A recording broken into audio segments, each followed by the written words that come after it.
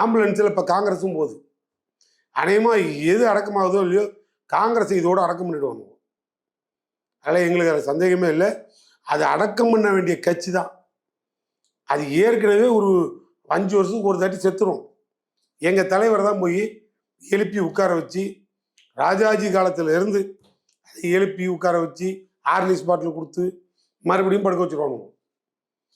அடுத்த தேர்தல் வரும்போது மறுபடியும் நாங்களே எழுப்பி உட்கார வச்சு ஒரு பேர் என்னன்னு கேட்டிங்கன்னா, மத சார்பற்ற, ஏன்னா உலகத்திலே இவங்க மட்டும்தான் மத சார்பற்ற கட்சிங்கிற மாதிரி அதை போய் நாங்கள் எங்களை ஏமாத்துறதுக்கு இந்த வரியை சொல்லி நாங்கள் அதை தூக்கிக்கிட்டு தலையில் வச்சுட்டு ஓடி கடைசியாக பார்த்தா இப்போ அது இந்தியாவில் தேர்ற இடத்துல இல்லை. அவங்களுக்கு நன்றின்னு ஒன்று இருந்ததுன்னு வச்சுக்கோங்க.